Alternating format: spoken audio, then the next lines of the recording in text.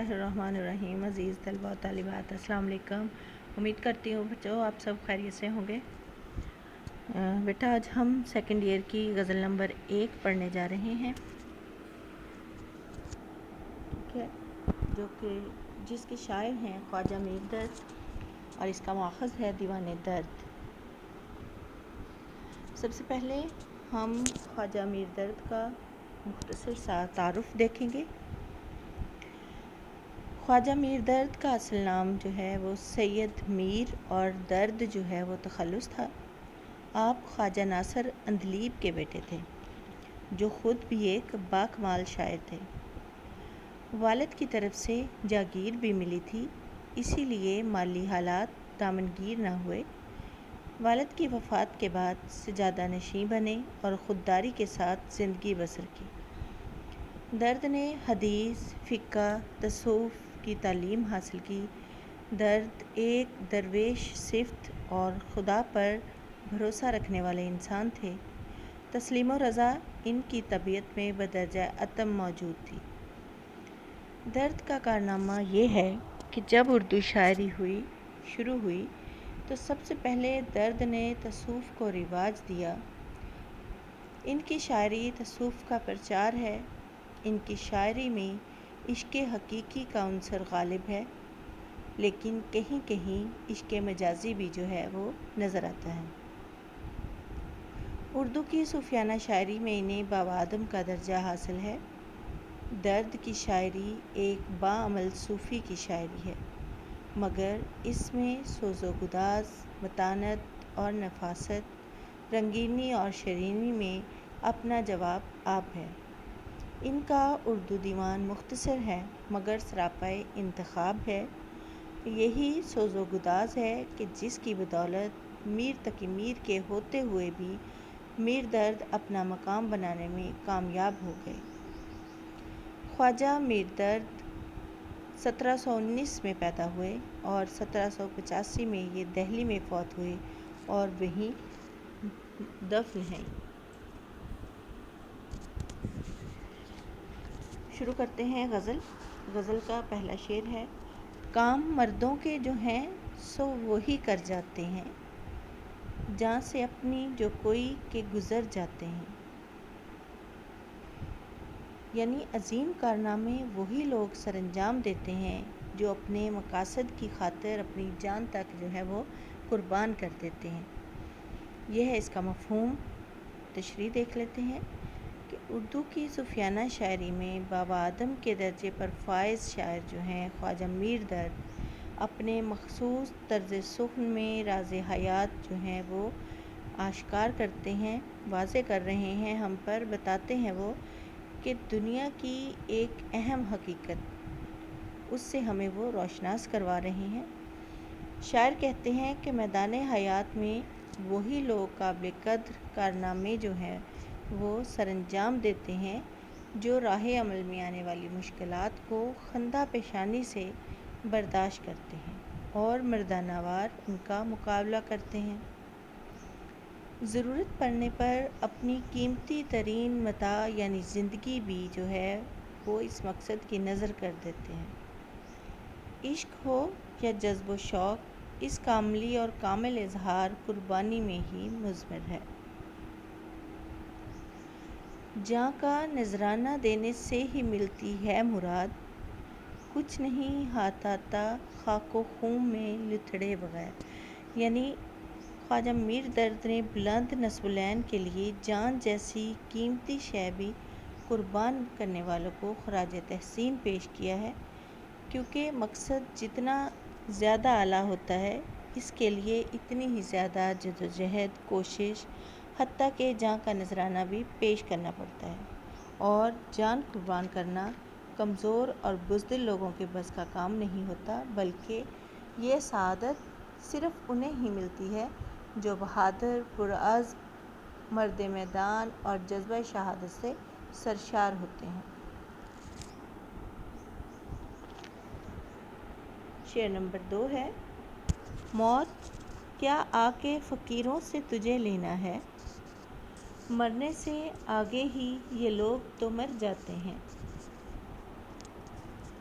درویش صفت لوگ جو ہیں نفس کشی کی بنا پر موت سے پہلے ہی موت سے آشنا ہوتے ہیں اور موت بھی ان کا کچھ بھی نہیں بگاڑ سکتی۔ درویش صفت شاعر جو ہیں درد، انہوں نے درویش اور اولیاء کرام کی ایک خصوصیت کو موضوع بنایا ہے۔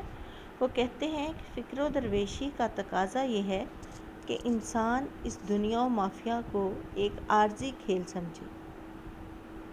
ان کے نزدیک موت کے دو تصورات ہیں، ایک طبعی موت جس میں انسان کے جسم اور روح کا تعلق ٹوٹ جاتا ہے، سانسیں دم توڑ جاتی ہیں اور دل دھڑکنا بند کر دیتا ہے۔ یہی وہ مقام ہے جب اس کی روح عالم ارواح کی جانب پرواز کر جاتی ہے اور وہ جہان فانی سے بقا کی جانب کا سفر طے کرتا ہے۔ یہ طبعی موت ہے۔ اس کی حقیقت محض ایک پردے کی سی ہے کہ اس طرف یہ فانی و چند روزہ زندگی اور دوسری طرف ابدی اور دائمی زندگی۔ کسی شاعر نے کیا خوب کہا ہے، مرگ ایک ماندگی کا وقفہ ہے، یعنی آگے چلیں گے دم لے کر۔ دوسری موت جو ہے وہ نفس امارہ کی موت ہے، جو درویشوں کے نزدیک اصل موت ہے۔ یہ فرشتہ صفت لوگ دنیا اور دنیا کی آلائشوں سے بیگانہ ہو کر خود کو نفسانی خواہشات سے اس حد تک آزاد کر لیتے ہیں کہ ان میں اور مرے ہوئے لوگوں میں کوئی فرق نہیں رہتا، کہ جو اس دنیا کے آرام اور آسائشوں سے لطف اندوز ہونے سے قاصر ہیں، دراصل درویش اور اہل فقر دنیا سے جو ہے تعلق منقطع کر کے اپنے خالق حقیقی سے تعلق جوڑ لیتے ہیں اور دنیا میں رہتے ہوئے بھی دنیاوی لذتوں اور آسائشوں سے کوسوں دور ہوتے ہیں اور دنیا کی ضروری چیزوں سے وہ اتنا ہی تعلق رکھتے ہیں جتنا کہ روح اور جسم کا رشتہ، جس سے کہ روح اور جسم کا رشتہ جو ہے وہ قائم رہ سکے۔ شعر نمبر 3۔ دید و دید جو ہو جائے غنیمت سمجھو، جو شرر ورنہ ہم اے اہل نظر جاتے ہیں۔ جو شرر ورنہ ہم اے اہل نظر جاتے ہیں، جو مطلب مانند، اہل نظر اہل بصیرت، ٹھیک ہے۔ دیدہ و دید یعنی ملاقات کو غنیمت سمجھنا۔ تو زندگی جو ہے وہ ناپائیدار ہے، 100 دوستوں اور احباب سے ملاقات کو جو ہے وہ غنیمت سمجھیں۔ میر درد جو ہیں وہ زندگی کی بے ثباتی اور ناپائیداری کو موضوع بناتے ہوئے کہتے ہیں کہ انسانی زندگی کو شرر یعنی آگ کی چنگاری سے تشبیہ دی گئی ہے۔ چنگاری آگ سے نکل کر بلند ہوتی ہے تو محض 2 مرتبہ نظر آتی ہے۔ ایک مرتبہ جب وہ آگ سے اٹھتی ہے تو ابھرتی ہے اور دوسری مرتبہ جب بجھنے لگتی ہے تب چٹکتی ہے۔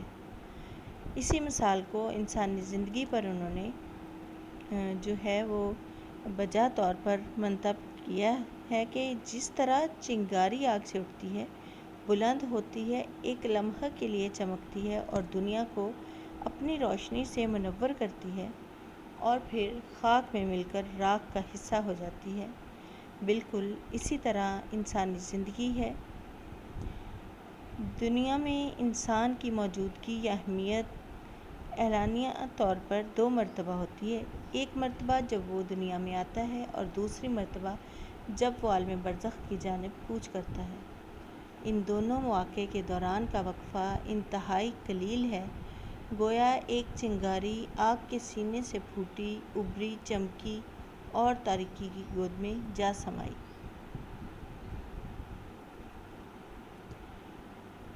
چوتھا شعر۔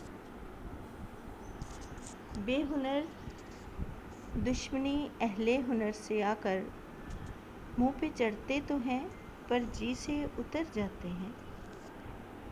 بے ہنر لوگ اہل ہنر اور باصلاحیت لوگوں کی توہین کر کے خود ہی ذلیل و خوار ہوتے ہیں۔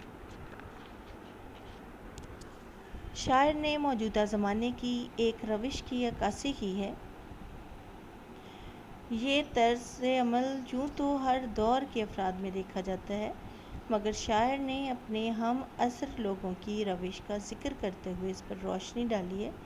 وہ کہتے ہیں کہ بے ہنر لوگ جو کہ کردار و عمل کی اعلیٰ عرفہ خصوصیات سے عاری ہوتے ہیں، باصلاحیت و باکمال لوگوں سے خار کھاتے ہیں، وہ جا بجا ان کی توہین کرتے ہیں، گستاخی و بے ادبی کا مظاہرہ کرتے ہیں۔ ایک طوفان بدتمیزی ہوتا ہے جو تھمنے کا نام نہیں لیتا، مگر ان سب کا نتیجہ کیا نکلتا ہے؟ یقینی طور پر یہ لوگ اپنا ڈھول اپنے گلے میں ڈال کر بجانے کے عادی ہوتے ہیں، اور نتیجے میں ایک وقت ایسا آتا ہے جب لوگوں پر ان کی حقیقت آشکار ہوتی ہے اور لوگوں کے دلوں پر راج کرنے کا خواب دیکھنے والے یہ اپنا سا منہ لے کر رہ جاتے ہیں۔ حقیقت چھپ نہیں سکتی بناوٹ کے اصولوں سے، کہ خوشبو آ نہیں سکتی کبھی کاغذ کے پھولوں سے۔ دراصل یہ لوگ جو ہیں یہ احساس کمتری کا شکار ہوتے ہیں، اور اس احساس کمتری کو برتری کے اظہار میں چھپانے کی کوشش کرتے ہیں، اور ان کی یہ سب کوششیں رائیگاں جاتی ہیں۔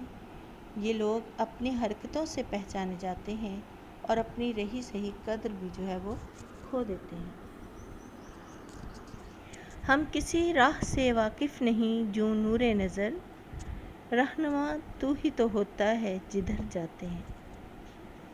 خدا کی توفیق اور رہنمائی کے بغیر انسان اس کائنات میں کچھ بھی نہیں کر سکتا۔ شاعر نے فلسفہ جبر پیش کیا ہے۔ فلسفہ جبر جو ہے وہ صوفیہ کرام کا فلسفہ ہے کہ جس کے مطابق انسان مجبور محض ہے۔ اس کائنات میں اس کی حقیقت ایک آقا کے بندے کی سی ہے۔ اس کی اپنی نہ کوئی مرضی ہے، نہ ہی اس میں حالات و واقعات پر قابو پانے اور ان کو اپنی مرضی کے مطابق ڈھالنے کی طاقت ہے۔ اس کائنات میں ہر شخص ایک بندی خانے کا قیدی ہے جو ایک مخصوص حد تک اپنے اختیارات کو استعمال کر سکتا ہے۔ قرآن پاک میں ارشاد خداوندی ہے، ان الہدی ھدی اللہ، بلا شبہ دنیا میں رہنمائی صرف اللہ کی رہنمائی ہے، یعنی انسان کا علم ناقص اور نامکمل ہے۔ دنیا اور آخرت کی ساری رہنمائی جو ہے وہ خدا تعالیٰ کی طرف سے ہی ہے۔ یہ ہدایت اور رہنمائی خدا نے اپنے برگزیدہ بندوں اور نبیوں کے طفیل بنی نوع انسان تک پہنچائی۔ پھر صراط مستقیم اور راہ ضلالت و گمراہی کی تفریق بھی خدا کی مدد کے بغیر ممکن نہ تھی۔ اس سے یہ ثابت ہوتا ہے کہ انسان اپنے تمام تر علم و فضل کے باوجود ہدایت الہیہ کا محتاج ہے۔ جو نور نظر تیرا تصور تھا پیش نظر جدھر گئے ہم۔ شاعر نے اللہ تعالیٰ کی ذات کو نور نظر سے تشبیہ دی ہے کہ جس طرح آنکھ کا نور انسان کو راستہ دکھاتا ہے اور چلتے ہوئے ٹھوکروں سے بچاتا ہے، اسی طرح خدا کی توفیق و ہدایت سے اس دنیا میں ہماری جو ہے وہ یہی توفیق اور ہدایت جو ہے ہماری مددگار اور معاون ہے، وگرنہ اس دنیا میں ہم روز اول سے بھٹک گئے ہوتے۔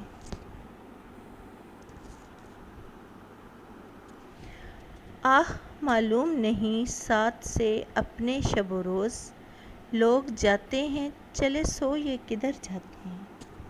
ہمارے ساتھ رہنے والے دن رات ہم سے جدا ہو کر جا رہے ہیں، مگر معلوم نہیں کہ ان کی منزل کہاں ہے۔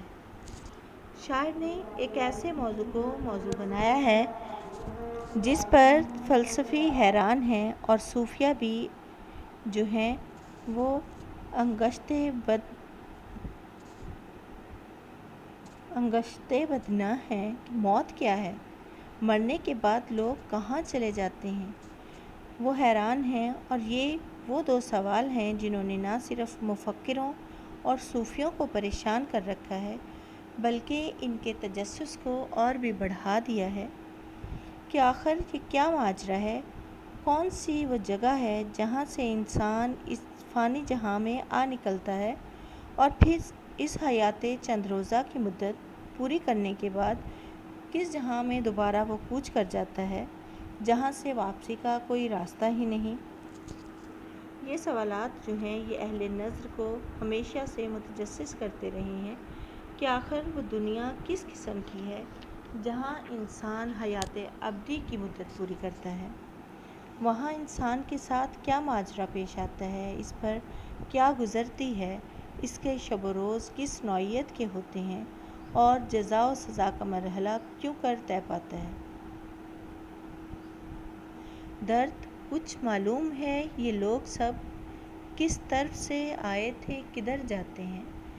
یہی کیفیت شاعر کی ہے کہ اس زندگی سے مکمل طور پر چونکہ ہم ناآشنا ہیں، ہمیں قبر کی زندگی کا کوئی شعور نہیں ہے، اس لیے ہم پریشان رہتے ہیں کہ دن رات یہ چل چلاؤ لگا ہوا ہے، جانے والے جاتے ہیں تو کبھی لوٹ کر نہیں آتے، صرف اپنی یادیں چھوڑ جاتے ہیں، کیونکہ انسان گزر جاتے ہیں مگر یادیں نہیں گزرتی۔ تا قیامت نہیں مٹنے کا دل عالم سے، درد ہم اپنے عوض چھوڑے اثر جاتے ہیں۔ اے درد، ہم اپنے عوض ایسے اثرات جو ہیں وہ چھوڑے جاتے ہیں جو قیامت تک دنیا والے کبھی بھلا نہیں سکیں گے۔ شاعر نے شاعرانہ تعلی پیش کی ہے کہ میں نے مسلک عشق میں وہ کارنامے جو ہیں وہ سر انجام دیے کہ اب میری یاد ہمیشہ لوگوں کے دلوں میں رہے گی۔ بقول شاعر، کیوں سب سے زیادہ نہ کریں فن سے محبت، یہ فن ہی تو فنکار کو مرنے نہیں دیتا۔ خواجہ میر درد صوفی شاعر ہیں کہ جنہوں نے اردو شاعری میں تصوف کو رواج دیا۔ اردو شاعری کو سب سے پہلے خواجہ میر درد نے صوفیانہ خیالات سے روشناس کروایا۔ چنانچہ وہ کہتے ہیں کہ میں نے وہ خیالات پیش کیے ہیں جس سے قیامت تک لوگ جو ہیں وہ فائدہ حاصل کرتے رہیں گے اور میری یاد قیامت تک لوگوں کے دلوں پر نقش رہے گی۔ جی بچوں، اس کے ساتھ ہی ہمارا آج کا لیکچر اختتام پذیر ہوتا ہے۔ انشاءاللہ کل نئے لیکچر کے ساتھ دوبارہ آپ کی خدمت میں حاضر ہوں گے۔ تب تک کے لیے